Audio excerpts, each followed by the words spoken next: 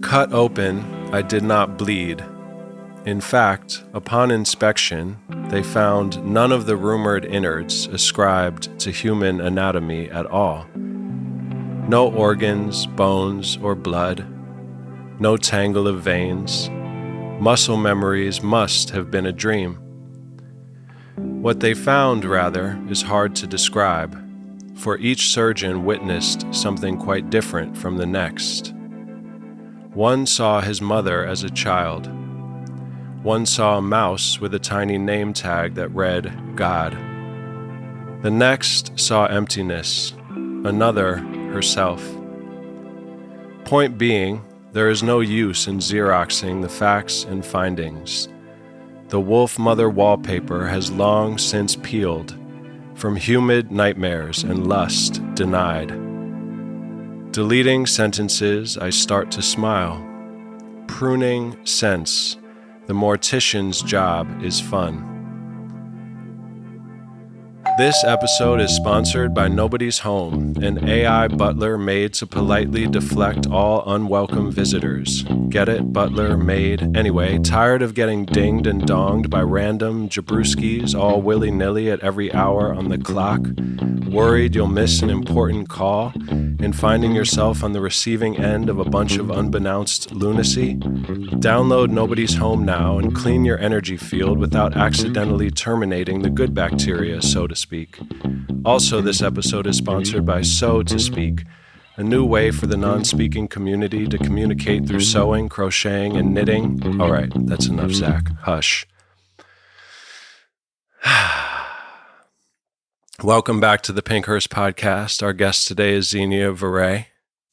Thank you so much for having me. Very happy to be here today. Same. We got Paco, your cat, and Juju, my dog, with us. We got the little rubber devil duck with us. We're in the middle of a double retrograde. We're amorphous mysteries and bodies, and grateful to be here with you as well. So, poetry, as a language of the soul, a vague word, but one of my favorites to describe kind of the essence of reality. You are a poet in a way I've never witnessed. Just every day that I come across your words feels like it's from the stream of wherever Rumi was from and all the greats. So I figured I'd start the episode with a quote from a poem and just see what comes up for you, if anything. It's a poem that I was working on a while back, and the idea is God is a UPS driver. Don't be the Doberman barking her away. So I was curious, we spoke a bit about this in the first episode, our destiny, receiving what's really meant for us, and that nuance of, the universe conspiring to provide us with what is truly ours, and then the ways that we might resist that or complicate that. So I was just curious what that might evoke in you. Well, I think it's really beautiful what you've laid out here for us to think about. And actually, I had a client recently who was talking to me about how after leaving her corporate job, she started to realize that her body never wanted to do the things that she was asking it to do in the reality she had lived in for a really long time.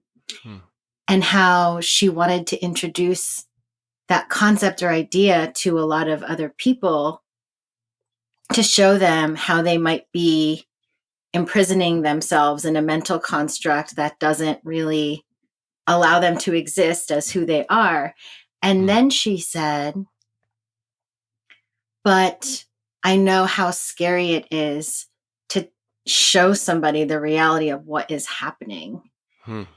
And I think that this line of this poem that you shared reminds me of this moment we're in as a collective humanity, where what we used to think was kind of a me problem or an I problem turns out to be a universal feeling of being compressed or flattened by these systems we've been told to exist in. And I feel like the poetic or the divine or the calling or the passion is this constant ache/joy trying to show us, hey, life is not about these spreadsheets and buildings and titles and documents. It's about the poem inside everything. And I feel like that Doberman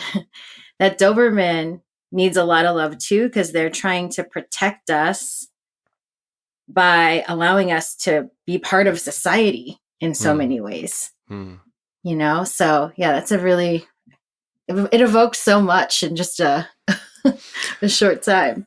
I love that.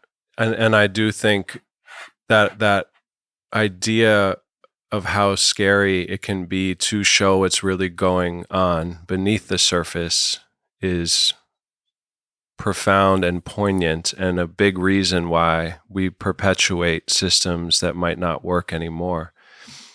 Because it can be so terrifying to surrender to the amorphousness of truth, and then also listening to the body. I mentioned briefly before we started recording about how I've had a tough time being in a body since I was 15. And I've been thinking about that. How does that mean that I'm not living in accordance with, my truth fully? And or how much of it is just part of being in a body, the aches and pains, and not to conflate or misinterpret said aches and pains to question my path per se. So kind of building in that line of bandwidth to expect and be able to tolerate discomfort, all these different ways of reading the signs of the universe, which can make someone go mad if they overinterpret, but can also atrophy you if you underinterpret, perhaps. So I appreciate that, and shout out to your friend, client who said that. Yeah, that is so interesting that you said that today, because yesterday or the day before was the eclipse. Mm-hmm. And the eclipse was happening. It's a full moon eclipse. So it's when the sun and moon are exactly opposing each other. And the eclipse was a Virgo eclipse. So it was Pisces energy, the energy of the transcendent, unity, oneness, poetry, really, opposing Virgo, which is how does matter move today? How does this land in the body today? What are the chores of life? How do I take care of myself? How do I deal with what is earth? What is material? And what you described is exactly that tension of the part of us that feels beyond what our body can contain, and then the contending with the fact that for whatever reason, whether it's some kind of grand illusion or not, we're all here having what feels like a very real experience in these human bodies. And I actually feel like it's really connected to what you brought up before, which is that it just feels like as we start to understand the poem of our spirit, we start to relate to the experience of the body in a very different way. And maybe in some ways, the body shows us, hey, this is not right for me. This is not what I want to do. I'm trying to be a compass for you, a temperature check for you. But like you were saying, I do really feel that for some people, the body feels familiar. And I feel like for other people, the human body does not feel familiar. And it's not necessarily anything they're doing or not doing. It's just like a very different form that their spirit is used to playing in. And I really do feel that way myself. So yeah, you feel more like I'm describing of kind of the body as a foreign, strange pair of clothing that's limiting and confusing. And yeah. Yes, absolutely. Distracting. That's beautiful. It reminds me also of what you said in one of your feels like stream of consciousness, the way you write, which again is referencing that Rumi or the ancient ones who tap into a kind of river or flow beyond time that just feels like truth to me. You talked about how for some people connecting with nature might be a way to return to themselves, to find peace, meditation. To others, it might be creating. It might be words you receive on a screen. And I love that about you and your work and your representation and reflecting of how we're all so different. So that's what I find myself and have found myself again and again in this kind of paradox of, yeah, if the moment I think this is the way, or I try to compare, it's just such a cadaver surrender, which is why I like the autopsy report idea of just finally, dying again and again, I guess, to some extent. Yeah. I feel like it's, I was writing that when I had this feeling of like thinking about these teachers I've had in the spiritual world who have recommended to sit in silence for X amount of days or to be in nature for X amount of days. And I do think that those things are universal teachers and really important. But I was thinking about the way we try to create this teacher archetype, and we try to live into what will please that teacher archetype, and how I have done that so many times. I probably will continue to invent teacher archetypes that I can please. But at the end of the day, I thought about how many times the insight I needed came through an Instagram post or a book falling off the shelf, and how the divine's never going to be like, sorry, you weren't in the forest. I'm not talking to you. Like, it's never going to happen. Yeah, no. And that's what I think the end of that flow that you wrote and channeled, however you want to say it, you said, if you can recognize the divine in everything, you'll never be alone, or never feel alone, if that's how you put it, which rings true. And also I find myself in the illusion of feeling alone often. So it's a great reminder to keep trying to experience that, return to that. I've been thinking about Rumi a lot. He's one of my favorites, and especially during intense claustrophobic, squirmy skin suit times, which I feel like the world has been in my sector at least. Rumi is someone I return to. And there's a line from one of his poems where someone asks Rumi why he speaks so much about silence. And he says, the radiant one in me has never said a word. And so I was curious about your thoughts on that kind of silent one, the watcher, perhaps the soul, and choosing, may our another great line from Rothke or someone like that, may my silences be more accurate. Just that dance between when to speak and the futility of words, but then the importance of words. And yeah, that's so interesting, because I have been reading this book by Martha Beck, who I'd never heard of, who was an extremely famous kind of Oprah's book list life coach.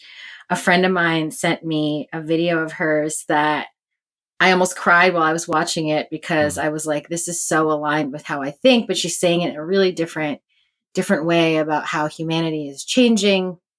And in her book, she talks about these different forms of magic. And two of the things she talks about are oneness and wordlessness, and how to drop into oneness or wordlessness. And in the part about wordlessness, she talks about different indigenous tracking technologies or traditions where people sort of tune out of the conversation because they have to read everything with this soft focus where it's all coming in, where nothing is really in focus. So you can't even really pick anything out, but you just feel like you and the field are one. Like you and everything around you are one organism. So you can find the baby lion that's hiding in the bush or whatever it is you're looking for. And I love words. You know that. You love words too. And I was thinking a lot about how some people have this almost compulsion to carry a percentage of that wordless silence into language while maintaining that resonance of silence somehow, knowing that the human culture and biology and technology as it stands today in 2025 is a very mentally developed one. And I consider it ultimately very compassionate to try to talk to your mind, even about the things your mind will never understand, because that is the language you have learned to feel most comfortable in for most of us. So, yeah, silence and what can never be described is probably powerful in a way that is beyond us, but the fun of life is kind of trying to play with that paradoxical puzzle and describe the indescribable, and through doing that come up with absurd, innovative ways of trying to talk to each other, you know? Wow, that is so perfect. Thank you. It makes me think a lot about, as a creative who's been generating and outputting for so long, I don't know about you, but I often feel this kind of internal sunburn or sharing hangover, as Molly kind of refers to it. And that's coming up based off what you just said, and kind of the willingness to be made a fool, the knowing that it's never going to capture. In fact, it might alter and create something totally different, a Frankenstein version of the silent kind of feeling that I had or caught a whiff of, but in that, just holding it lightly and playfully. I've also been thinking a lot about some of my favorite people on earth suffer a lot because it is back to that kind of experience of being in a body. For some, it might feel familiar. For others, it's very strange and odd. And the rules of this world or systems, can confuse us and bewilder us. So feeling, in my own experience, having come to the brink of what felt like my threshold, like I don't want to be here anymore. But then if that's the case, can I turn that around into, I might as well be here. Like if you want to die, then you might as well live, if that kind of makes sense. So trying to just, especially now where the tensions from the bigger macro whatever, and even when I turn my phone off for 14 hours a day these days, it's still in the air. It's still in my dreams. It's still in a tiny interaction with a loved one, or, I can never protect this bubble of peace, no matter how many times I find it. Just navigating that, and it's not losing your mind, but how to just let go of trying to constantly put out these fires, or the endless attempt, like whack-a-mole with healing, or the endless attempt of whack-a-mole with, you name it, cleaning the house. I wrote some silly thing about vacuuming madly as this kind of metaphor for how I've tried to approach life. And even my skin is betraying me while I'm vacuuming. There's dead skin flying, and, suddenly I'm vacuuming the roof. But just that, at the end of the day, what can I do for me to come back to a relaxed, wiggly, silly as possible place, I feel like before I talk to people, it's like I'm preparing myself for the conversation, for 24 hours before somehow. But what you shared, I really relate to, especially sort of the chores of life, which, not to make this about astrology, is also a very Virgo thing. Like, how does dust manage to outproduce me every day? How can this be? And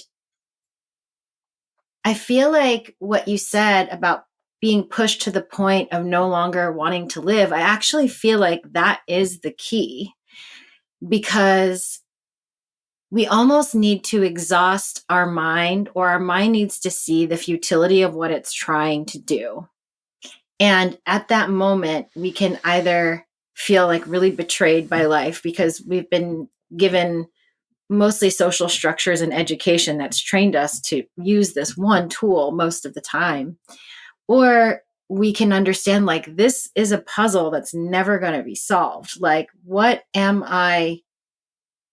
Is this a joke to even try to solve this? I might as well, shake the puzzle out and make some art out of it, because I realize I'm playing a joke on myself here. Like, it's never going to happen. And I feel like as a society, through many lineages, for so many reasons, I feel like the issue is that we have been taught to, like, withhold the grief of our body and the terror of our body, and just the bigness of these out of control feelings that we have. And I was just reading in this same book by Martha Beck about how she had taken her son to a funeral after his best friend's mother passed, and her son has Down syndrome, and so does his best friend. And in the funeral, at random moments, he would just burst into these, like, volcanic, grief-stricken sounds, and she could feel them like she was him. And then all of a sudden, this really broad peace would come in. And then again, the grief, and then again, the peace. But there was no attachment or resistance to either for him, because there was no sense of judgment or meaning making about the experience. And she explained it like birth, because it was like this contraction, expand, contract, expand, contract. And it really demonstrated how the body, if trusted, can actually almost take over for the mind and allow something to just process. And I feel like I, for sure, and many people I know, hold ourselves just above the breaking point. And it is actually that feeling that I think makes us want to quit aliveness. It's, I have to stay here, hover above, right where letting go is. And that's exhausting. And then I feel like when we drop into the letting go, either because we just can't not do it anymore, we just have lost control of ourselves, there's this, like, relief and release and return of all our energy that allows us to feel all of the joy and aliveness and connection that was also in that same ocean of grief that we were taught would make us disappear if we touched it, or get us kicked out of the world, if we expressed it. So, wow. Yeah, I feel like almost acknowledging the truth of that being part of our existence, part of our experience, being allowed to talk about it. Totally. It like returns the current of life to us and between us. Wow. I'm going to read a poem by Goethe that I heard. If I'm saying that name correctly, I don't know. But it's called The Holy Longing. And you're reminding me of it. Tell a wise person, or else keep silent, because the masked man will mock it right away. I praise what is truly alive, what longs to be burned to death.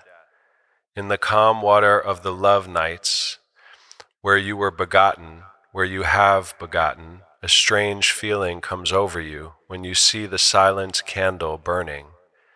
Now you are no longer caught in the obsession with darkness, and a desire for higher lovemaking sweeps you upward. Distance does not make you falter. Now, arriving in magic, flying, and finally insane for the light, you are the butterfly and you are gone.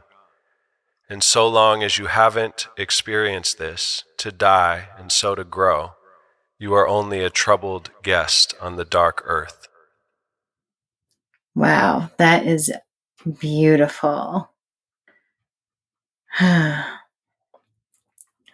as you read that, it's funny. I think about this a lot. There's so much to be upset about. There's so much that is broken, and there's so much that is sick inside us and outside us. And I have met hundreds, if not thousands, of people collecting poems and artworks and writing poems and artworks and taking pictures of sunsets and trees and telling stories, amazing stories about the deli that they go to or the driver that they just had on the way to the airport. And it's not uncommon to feel this absolute network of poetic beings. It happens all the time. And yet it also feels like we've all assumed that we're alone or that it doesn't exist or that it's uncommon. And just hearing you, there's so much resonance with that poem you read for me. I've never heard it. I've never read that poet. And it just makes me feel like how many of us are out here. I know. Which reminds me of this other poem, which I've read a few times by Herman Hesse, who's, for some reason, there's a lot of authors, Tom Robbins, as you know, never to be confused with Tony Robbins, God damn it. And then I have to spit no matter where I am, anytime anyone mentions a false guru.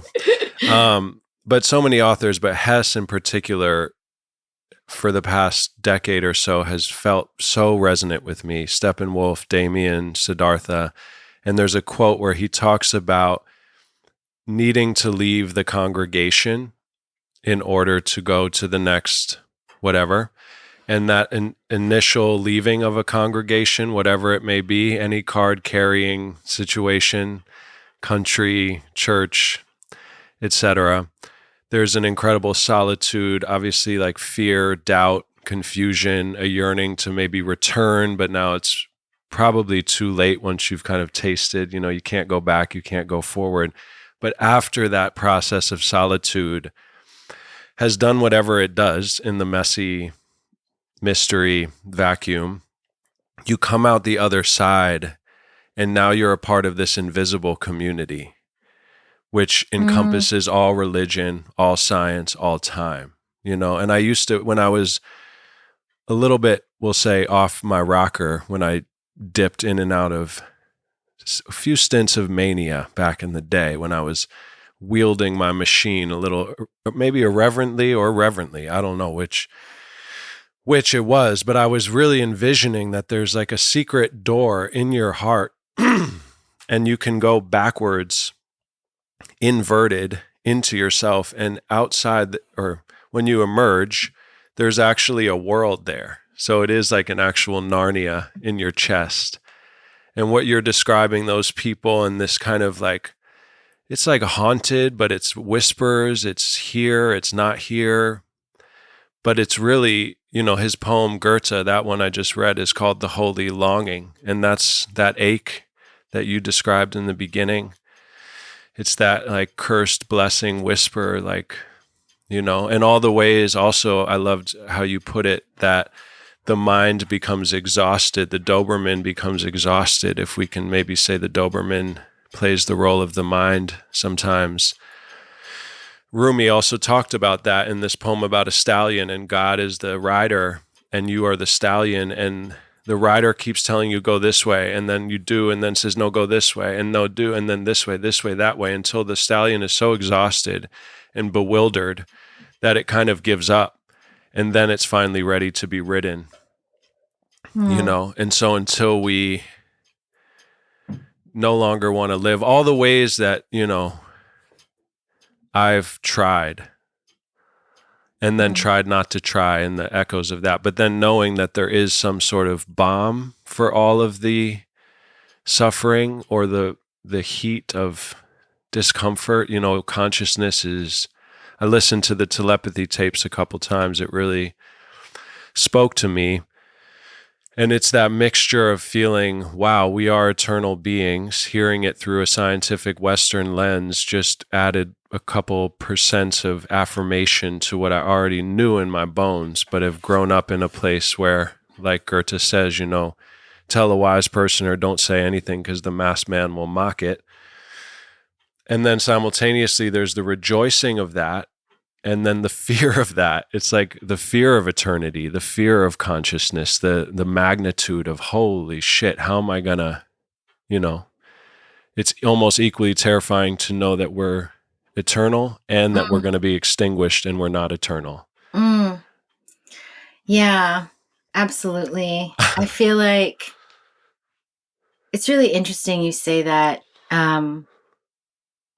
There's a couple of things it brings to mind. The first thing is, my partner said the most hilarious thing to me. He's a painter. He's also a construction worker. He's a carpenter. He works outside on rooftops in New York. It's hard manual labor. And he was like, do you ever just get so tired of breathing? And I was like, I don't know. What do you mean? And he was like, oh, I just did it. Now I have to do it again. Now I have to do it again. Can I ever take a break? And he has a lot of sensory sensitivity. And I was like, I don't think I am as aware of my breath as you are. You're like, now I do, now that you've infected me with this over-aware fear of my own breath. But I also had found this this poem I wrote in 2011.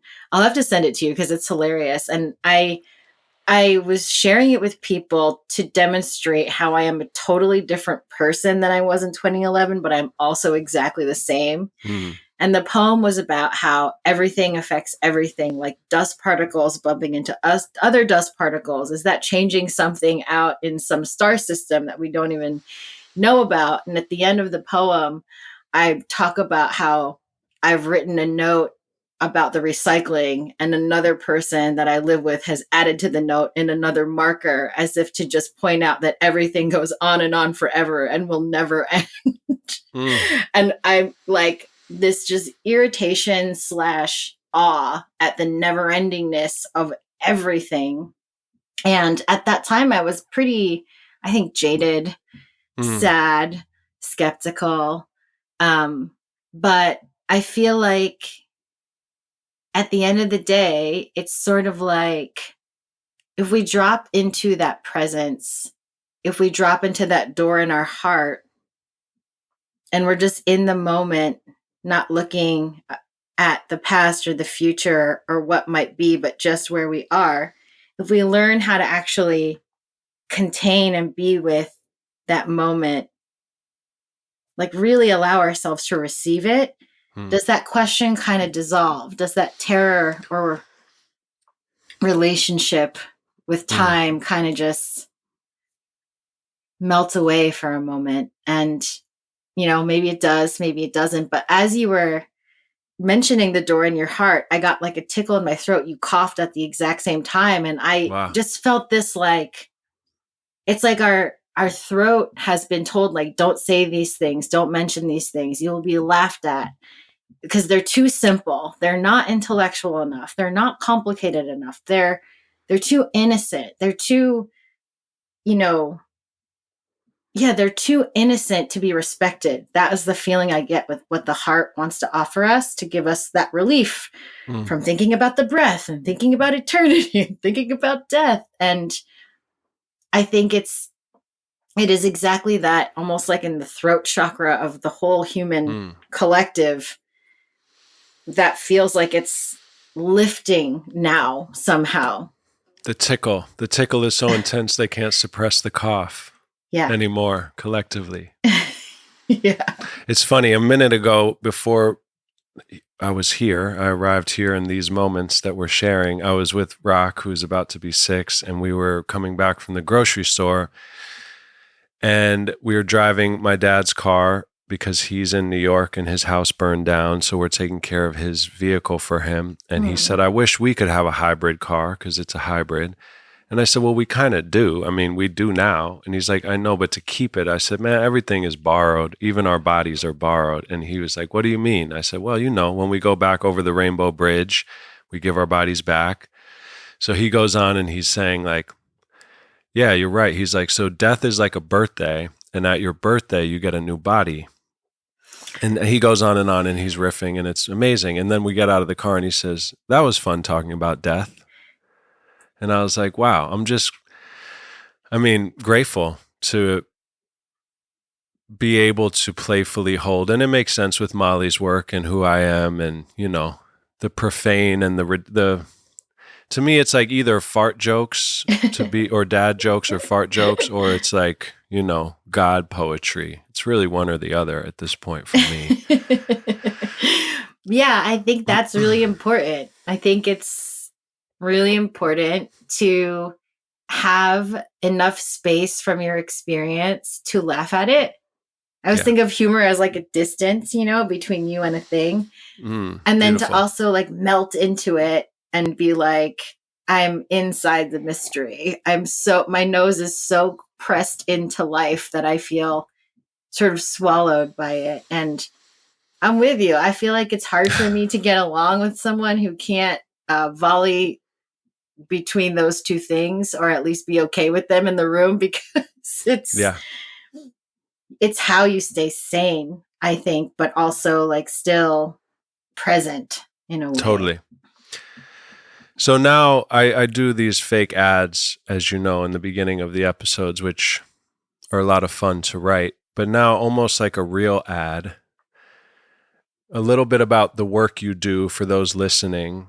I, as everyone who listens knows, am very skeptical of teachers, healers, not just because I'm a pain in the ass, stubborn, pretentious, whatever I am, but also because what we've already spoken about, Alan Watts saying that, helping another person is the equivalent of a monkey rescuing a fish from water, trying to save it from drowning. So to the monkey, of course, the fish should be in the tree, etc. But, okay, so for me personally, I've come to a point, and I'll try to make this not really about me, although, as a universal cadaver autopsy report, we can look at my life and see if it's applicable in any way. But I've reached a point where my way does not work, right? Like we spoke about. I've identified to the best of my ability, and I've really put myself under a lot of intense magnifying glasses and different scenarios, and married to an incredibly powerful woman. So I'm not hiding, so to speak, in shadowy illusion. I mean, we all are, I'm sure, but I've come to this point where I don't know what to do as far as A plus da equals da, or how to be. What I do know is how to conjure and have access now to a peace that I've never experienced before, ever.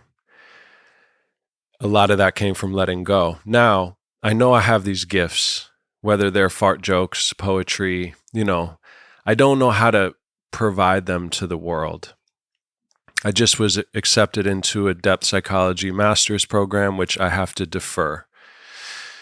That was a big tension. I thought, maybe here's like a little patch of path that could be illuminated towards something. Maybe that would help me in this, as you said recently in a post, we're all being called to the threshold of the known. I feel like I've lived my whole life in this excruciating unknown. But now I'm really like, wow, almost 40, exhausted. I'm just like, man, I don't even have the old tricks or the energy bandwidth to try to flip it and wiggle it.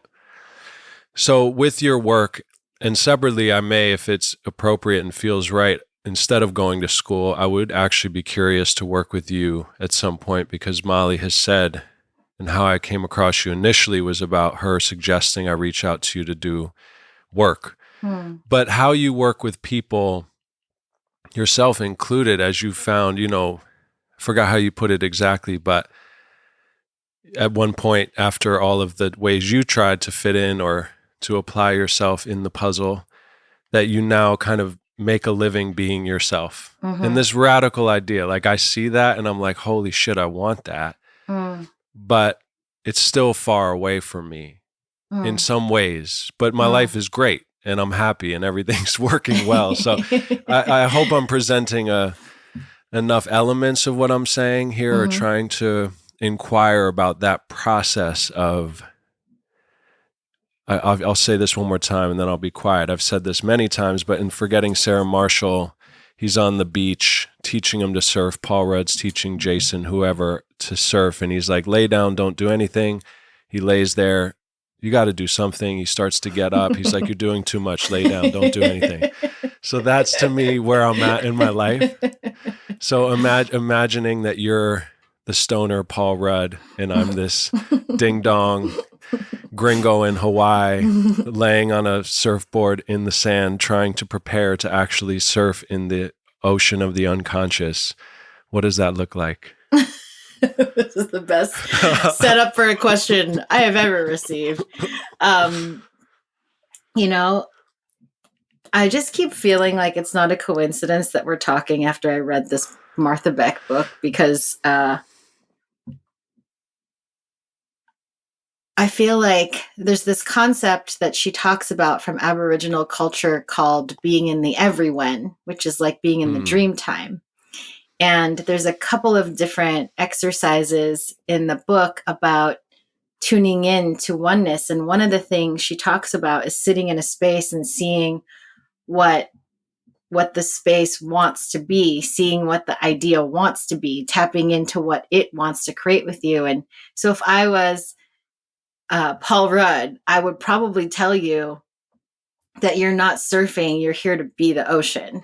Like you're here to practice being the ocean and like tapping into that feeling of connection between you and the ocean is more of the project than it is figuring out how to surf or what kind of surfer you are. And in a more practical sense, when I work with people, what I have noticed is oftentimes people are already operating in the fractal or the blueprint of their true nature in some capacity, but they haven't allowed themselves to widen out what it could look like to invent a new species of animal is usually, the people I work with are usually like, I'm a kind of animal that hasn't been found yet. There's no information about this, what to feed it, how much it likes to sleep. We don't know anything about it. And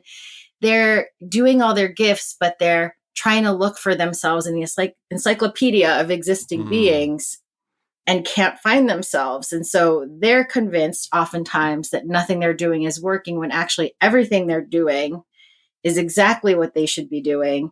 But that framing it in a different way, relating to it in a different way, suddenly sort of brings signs and synchronicities and other ingredients into the path that they are meant to be supported by. So it's both like being very present and in control in that you're making choices, you're not necessarily passive, but there's this feeling that you throw something out to the universe throws something back.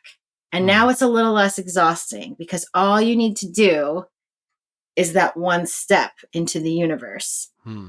And exhaustion is actually a pretty good ally at times like these, when you're learning how to give up on the project of finding yourself in the encyclopedia of human animals.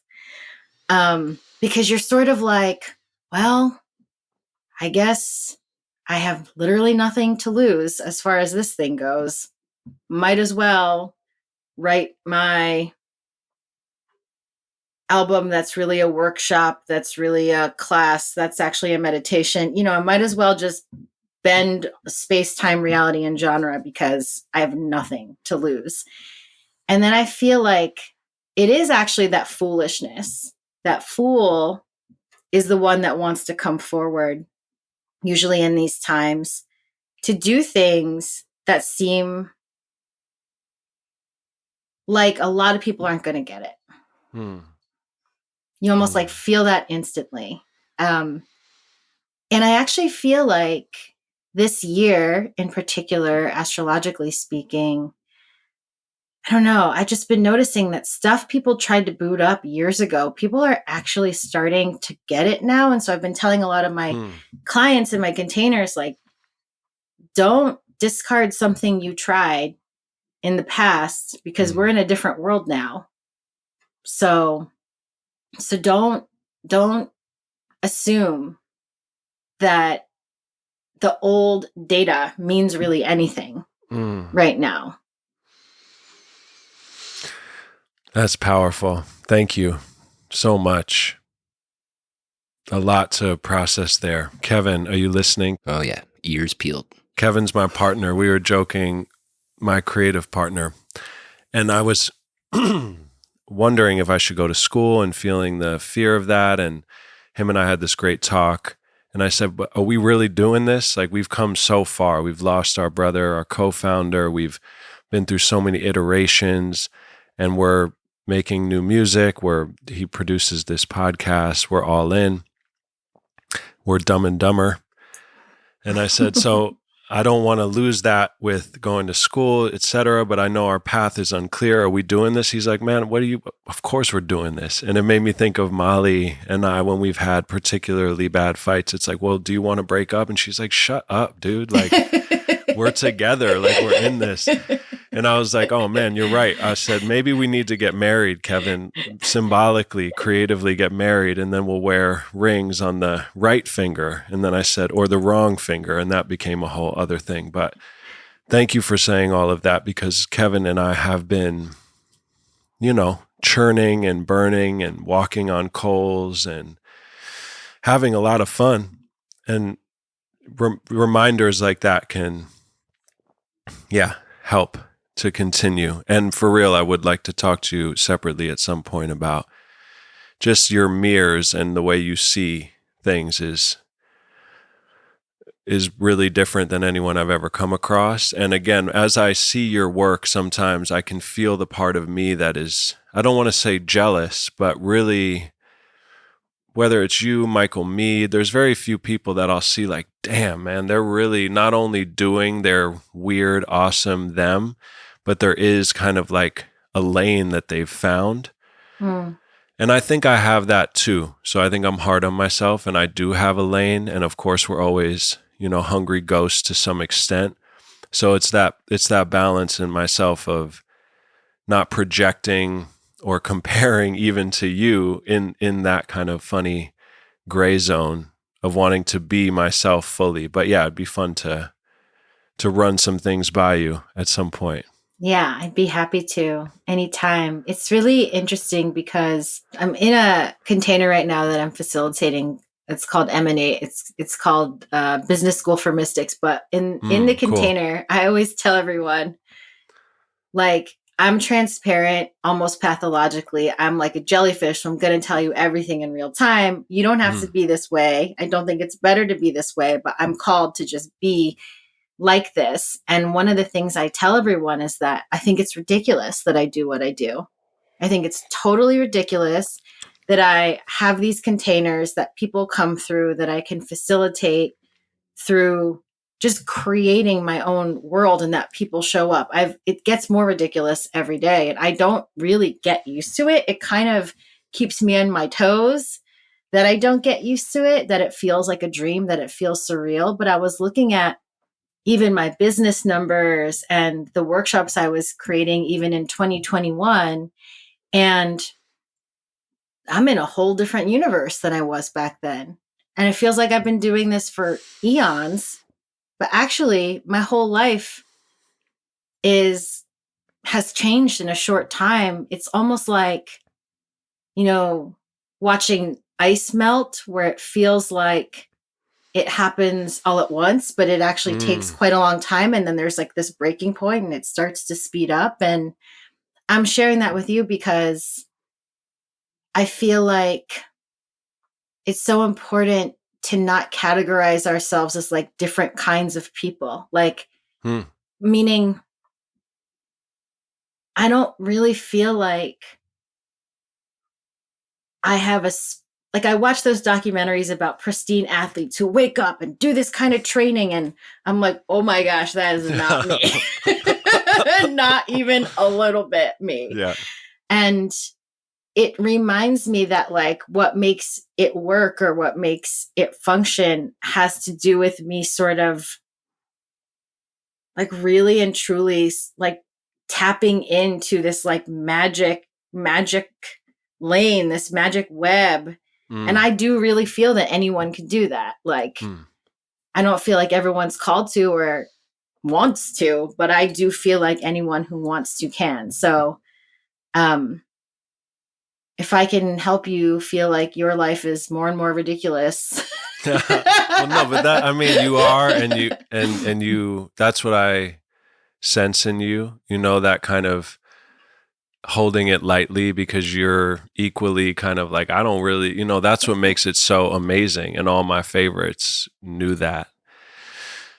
And I can also feel that line that I'm bringing here, where in the last episode we did and in the past, I felt very, I don't know, I was feeling much more tender and not confident in myself because of what I described of being bewildered and trying and body and ankle break, whatever it may be, all these different things, where now I've been able to find these moments of peace. And it's that line where should I even try to try, or should I just keep being, as Dimitri Martin, there's a wonderful joke you may have heard about milk, where he says, milk's amazing. 1 minute it's fresh, the next it's a little weird, then a couple days sour, then it's disgusting, and then suddenly cheese. Way to turn it around, milk. He's like, I go to my friend's house and it's messy. I start to clean up. He says, no, don't touch it. I'm waiting to see where this is going. So it's like with my life, as the milk turning into cheese, how much do I need to try, or should I just, and I'm not asking you here, I think it's for anyone. As you mentioned, we're all or a lot of us are in our, forgot how you said it, but in our flow already, like the blueprint, our natural sides are showing. But depending on what we're in, for me, music, art, okay, I got to play a show. The show's incredible. People love it. But then I'm like, I don't know. I don't really want to do. So just that line, even back to the body thing of, does discomfort mean something's wrong, or is this just part of the experience? How can I listen to my body but not overreact to my body? How do I get ridiculous and let go and just trust the divine magic web source to come to me? Because I've seen that. And how long do I wait? And when do I, etc. So to be continued on that note. And an alley-oop into this, I think it goes perfectly. Everyone should go to your page just for, social media is whatever it is. For me, phones, like I've said, I've had to turn them off for extended periods of time, but your page is the real deal, ancient in a modern form. This is from something you shared. There is an intelligence to what you obsess over and have untamed passion for. There is also an intelligence to what you have no tolerance for. It kind of speaks for itself, but if you care to elaborate, it kind of reminds me of what I'm saying about, I love creating, but then I find myself, I don't want to show my face. I don't like inviting people to shows. I don't want to I just want to create. How much of that is like entitled bullshit, of like, well, dude, you gotta XYZ, eat your vegetables. How much of that is wisdom in that beautiful dance between the two? Yeah. Well, thank you for sharing that and your kind words. I feel like what's also really difficult for us is that we are constantly evolving into new versions of ourselves. And it's like we're trying to write this manual for the kind of coffee machine we are, but it's like, oh, the machine changed as I was writing the manual yet again. And I think there's really something to what you're saying. And I think about it a lot. I think it has a lot to do with the way our societal our consciousness around what success is changing and will change. And I feel like, because I think about this a lot too, like, should I be brave enough to stand in a room full of people in person and talk on a stage if there's 500 people there? Because I'm famously sensitive in big groups of in-person crowds. People have very little luck inviting me to any kind of outing where it's not just the two of us. And I think about this, right? Should I get over it? Do I need exposure therapy? Am I being a baby? And I don't know. I never really settle on it. Some days I think, you know what? It's so uncomfortable to be here on this planet for you in different ways. Like, might as well go on the roller coaster. Same difference. You can be cozy on your couch or having some kind of wild experience out there. And also, maybe it's okay that I just don't prefer some things. Maybe it's okay that I like to read poetry on the same poem for 10 years in a book. And if that same author were to come to town and read, I'm probably not going to go. Like, maybe there is, actually what I would say, and this kind of sounds so simple, almost trite. The thing that really switched up my life for me, and I'm still letting it soak in, it's slow going, is that I'm learning this thing of self-acceptance and learning this thing of throwing love on a problem.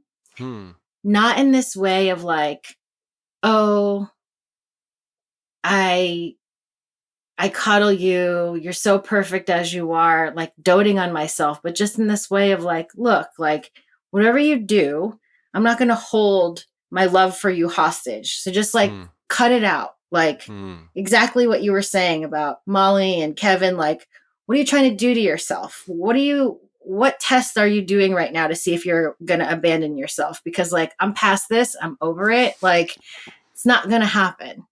So I'm just going to sit here and kind of notice what's happening with you, Xenia, with a lot of love and be like, okay, I'm here. I see it. That's happening.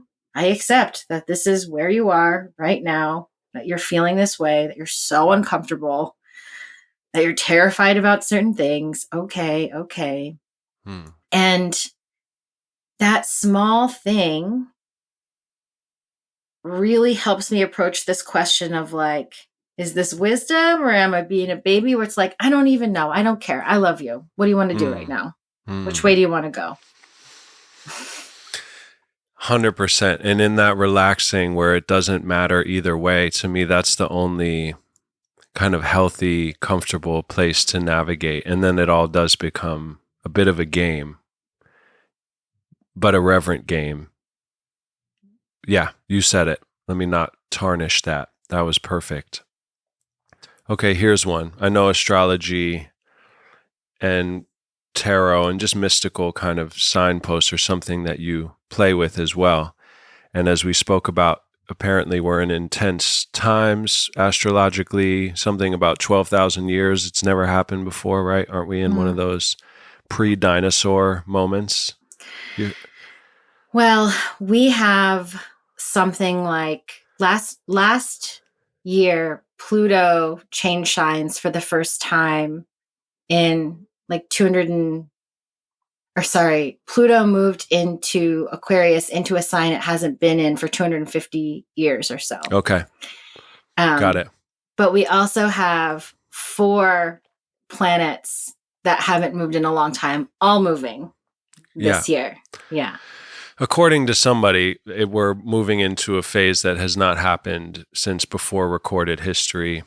Who knows what? But this guy at the gym who's very sweet and quirky in his 80s will pop up to me on the elliptical now and again and just shoot a random little advice out. And he talked about one day he just pops out of nowhere and says, yeah, lots going on right now. This is the time to take your mind and put it in a bag and put an anchor on that and just drop it to the bottom of the sea. For the next 40 days, we're going to be in these patterns of da-da-da. So that makes me think of the heart, putting the heart before the head, which is kind of what you just described of putting love on problems. And just curious if there's anything else about that as you navigate the unknown, so to speak, and even your work, you're describing like kind of this, not confusion, but like, wow, I don't even really know why this, and how we crave, at least a part of us perhaps craves form and security at some level, at least in my experience, but putting the heart before the head again and again, what that looks like for you these days. Yeah, it's really interesting because, first of all, love this gym friend you have. Yeah, shout out to Howard. Yeah. It's amazing. I listen to a lot of pretty out there, different channeled information, cosmic stuff that just feels right to me. And one of the kinds of ideas that really appeals to me is that, the heart has a brain. It's not actually a complete abstraction. It is actually this electromagnetic space that we can learn to tap into through practice, and how it, I think, through connecting us to everything around us, helps us draw to ourselves the realities or timelines that are most aligned with our heart's calling, our heart's purpose. And I think it has a lot to do with going by feeling and interconnection and this web of synchronicity, more than going with the strategy of how we think things should look. At the same time, I realized that, and maybe you relate to this, I think what puts me in my heart is usually doing what scares me, but in a fun way. And when I am teaching classes or starting new offerings, or just kind of stretching my comfort zone to do something that my inner child creatively wants to do, I'm so present in ways that it's very hard for me to drop in a way that I feel when I am creating or holding space. And that allows me to feel the form, to like be in the form and security that I'm wanting, because it's active. I'm like, this is the safety. This is the form, this thing I'm making. And I kind of feel like creativity is going to be a doorway for so many people to bring their gifts to the collective and into their own lives in this year, especially.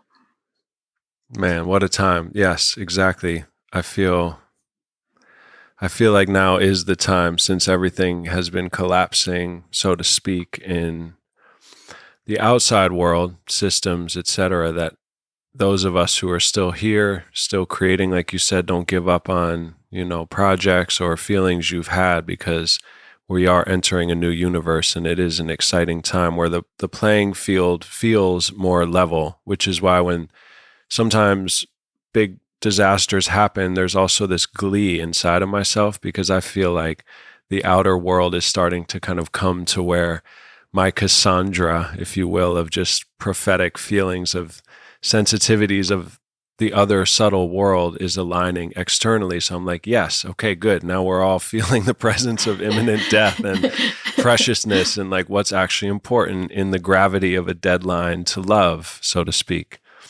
I love that. Well, let's see. I'll just, because I know the kind of mind you have, I'll just read off these last little notes, and if anything wants to come through, and then we can return for the next ride when that's time. So I was thinking about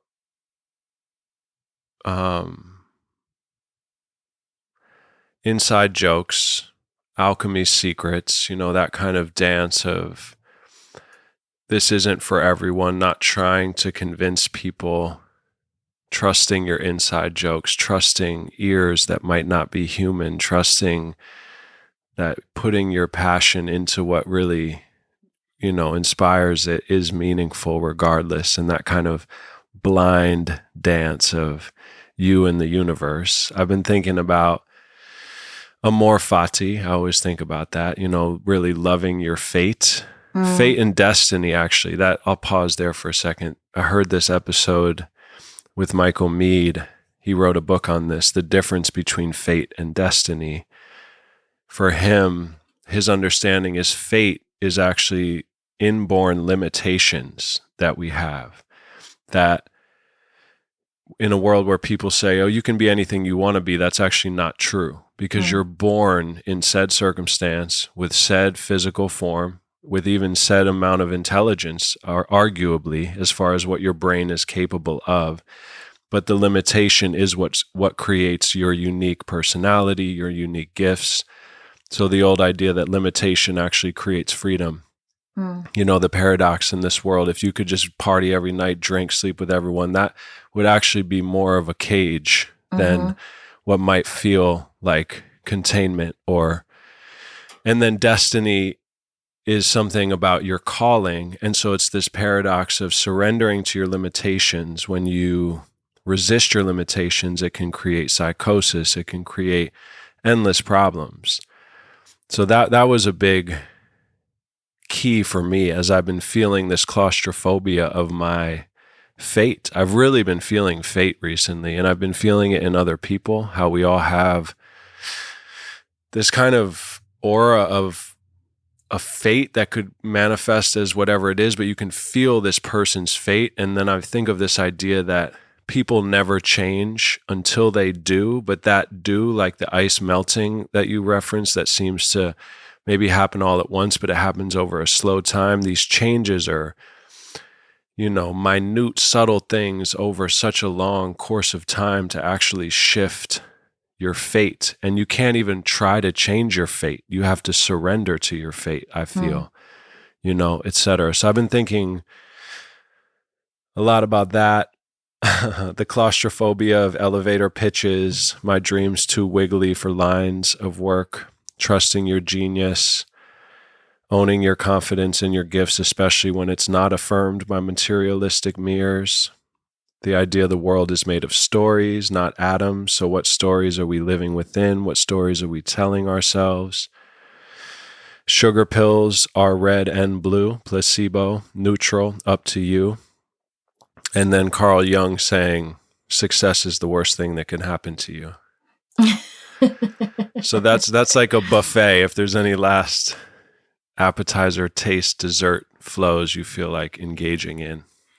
Yeah, I think I want to say this one thing, which is that I loved reading. I loved hearing that list. So thank you. I was just talking to somebody about expertise, and I was explaining to them how I used to think maybe I'll be a DNA researcher, or maybe I'll be an expert in this thing or an expert in that thing, because I loved being in school. I really loved it. And I could never really grasp things the way I wanted to. There was a part of me that was like, I think I could be a chemist. I think I could be, this kind of poetry teacher, something like that. And I think about that in terms of fate, how for whatever reason I couldn't,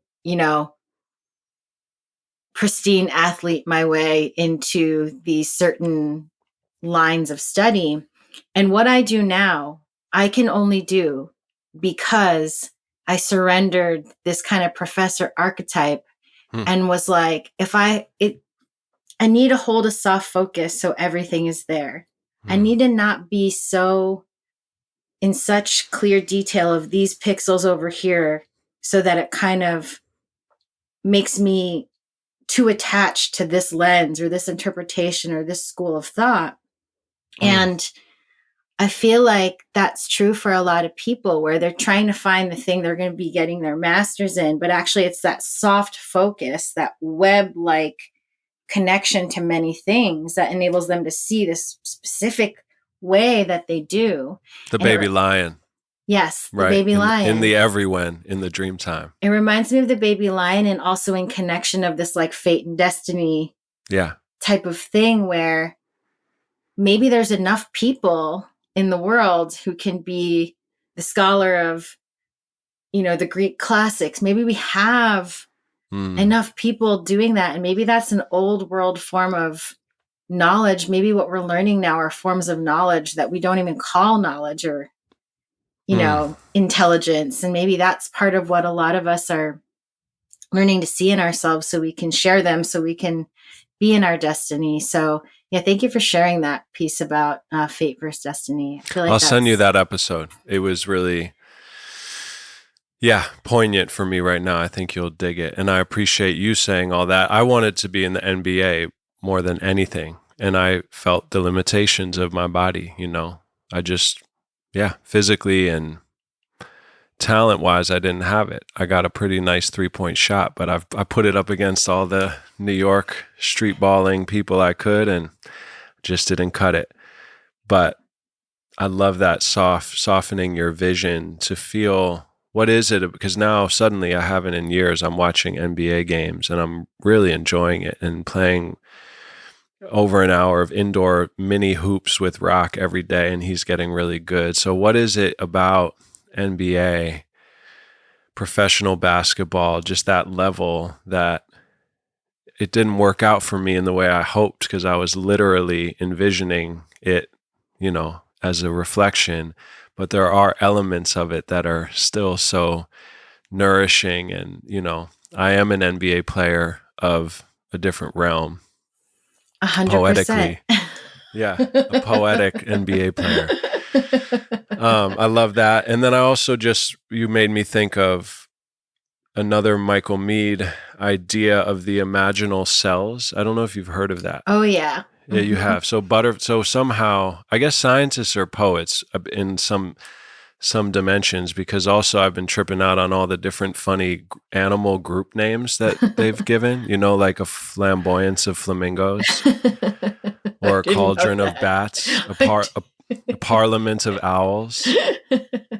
So obviously they're having some fun as they name that. And whoever was working on butterfly caterpillar research chose to name those cells in caterpillars that have the potential to turn into butterflies imaginal cells, which sounds like And after this episode, instead of the traditional song, I'm going to be reading a short story that Kevin's scoring. And it's about that transformation of a human through the imagination and the danger of not. So anyway, imaginal cells, I love it. I feel like there's some breaking out of the zoo next episode that we need to talk about, the animals who aren't in the encyclopedia, this new realm that we're stepping into and co-creating.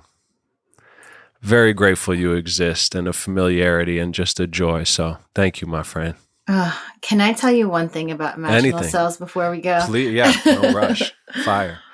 I'm so glad you brought that up, because I recently learned that the caterpillar attacks the imaginal cells at first because it thinks they're foreign invaders, and how it's the caterpillar's job to resist the imaginal cells.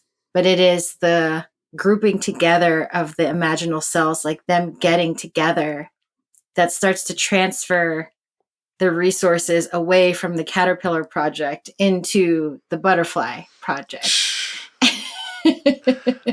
I remember hearing Michael Meade using an analogy of the resistance to change being part of the process. So he was kind of softening our judgment of resistance, whether that's politically, in the world, in ourselves, and kind of neutralizing that and showing love and saying, no, actually the resistance we feel is healthy and a part of the process. And actually that battling is what wakes up, I think, the imaginal cells or something. There's something about the resistance and the awakening that starts to strengthen each other but I didn't know that they group together. I think you and I might be imaginal cells grouping together as we speak to change the world's caterpillar project. Well, I agree. And yeah, thank you for having me. It's really so beautiful to have these conversations with you. I always really, really appreciate the generosity of just artistic webs you weave in this time. So thank you. Oh, it's mutual. No, I mean that this is what feels right to me, and the more I let go, like I said, even since our last excursion, which someone listened to the other day and said it still resonated deeply for them, so that's great. But to be able to do this in a suspended environment outside of time and just play this way with no agenda means the world. So mutual, my friend. Godspeed to us all, and without further ado, you're gonna hear a crazy short story. Love y'all. The surprisingly poetic autopsy report of Carl B. Funk. The undiscovered tumor in Carl's brain was the size of a golf ball, and ironically, golf was one of the only activities that still brought him joy. As he teed up to smack the little neon green ball into the great beyond, an overwhelming explosion of pain erupted at the base of his skull. "What the fuck?" Carl said, falling to his knees and toppling over unconscious into the manicured grass. Upon waking, Carl was unsure of where or who he was. Above him, little neon green men with skin the color of his golf ball were peering into his eyes. "Mr. Funk, can you hear us?" they asked with metallic baby voices. "You've suffered a stroke and are in between what humans call life and death. Hello?" Hearing his name clicked his consciousness back into Carl B. Funk identity, and he remembered that he was a 51-year-old man with a wife, 3 kids, and a dog. "I must be dreaming," said Carl. "What a funny thing the brain is." "I'm afraid not," said one of the little green men. "This is very serious, Mr. Funk. You have a malignant wapdoodle spreading life-threatening cancer through your imagination as we speak. A wapdoodle this advanced can not only kill your body, but is potentially fatal to your soul." "Ooh," all the other green men said like a little doo-wop group of ghosts. The first green man continued, "Your imagination has almost completely shut down due to the lack of joy nutrients which has formed the wapdoodle obstruction. Think of it like plaque on your teeth. Over time, this joy deficiency accumulates into unlived destiny dust, forming the malignant wapdoodle, which again can literally destroy your eternal soul." "But I don't understand," Carl moaned. "I go to church every Sunday and I always say prayers before meals. I know I haven't been as brave as I could have been in regards to following my passions, but I'm a good man." The green men stared at Carl with synchronized looks of horror on their faces. "Dear Carl, hiding behind God is the worst thing you can do. God hates that. All the gods do. You must not squinch yourself into little thou shalt boxes simply because you're scared of yourself. No, no, no. No wonder you have such a nasty wapdoodle. The only hope is for us to try and reawaken your imaginal cells before it's too late. Quick, name 5 things you loved and 5 things you hated as a child." "Well, I loved cars as a boy," Carl said, flusteredly, overwhelmed by the weird scene and dire predicament that he found himself and his soul in. "Cadillacs in particular, that's one. I loved collecting Motown 45s. I love the sound a leather basketball makes bouncing on a wood court and the swishing sound of a ball going through the net. I love dogs." He began to grow increasingly animated, and his past tense loved turned into present tense loves as his deep affinities tumbled out of his atrophied heart. "And Kurt Vonnegut novels, and the feeling you get after having the first beer. I love lasagna and the way my mother smelled when she was tucking me into bed. I love vacuuming and cleaning and the feeling of having tidied up your house." Carl was getting so worked up that he was waving his hands around like a windmill, and he even farted twice unintentionally like little gastro punctuation marks. A small device one of the green men was holding began beeping wildly. "Good, good," cried a green man. "Your imaginal cells are showing signs of life. Now, quickly, 5 things you absolutely detest." Carl tried his best to switch his love train to the hate track, which wasn't easy at all. I hate green beans and empty social niceties. I hate the fact that I'm expected to wear pants every day. I hate pants," he screamed, beginning to pick up vitriolic speed. I hate my job, he sobbed, tears starting to leak from his eyes. I hate that my wife and I don't snuggle anymore, and that my kids don't ever call me unless they need something. I hate Jerry and his frickin' deluxe hot tub that he won't shut up about. I hate myself, he mumbled, tears streaming down his puffy red cheeks. And I hate this goddamn whoppy dangle in my brain. I think you'd better look in the mirror, Carl. I can't believe I'm saying this. We were sure that it was too late, but you did it. Did what? Said Carl, wiping tears from his eyes with his plaid flannel sleeve. One of the green men held up a mirror for Carl to look into. Carl nearly fainted. Gasping, he whispered in a reverent tone, What am I? What have I become? I'm beautiful. A butterman, Carl. You're a butterman. The human equivalent to a butterfly. My goodness, I never thought I'd live to see the day. Carl's butterman eyes were wide as pumpkins. His little new wings flapped of their own accord. What happens now? He whispered in awe. Now, Carl, now you will be reborn as a butter baby, and you'll have the chance to live the life you were meant to have. After briefing Carl with all of the specifics and logistics of his rebirth, the green men crowded around to shake his hand and hug him, like proud fathers sending their child off to school. Most of them had tears in their little green eyes.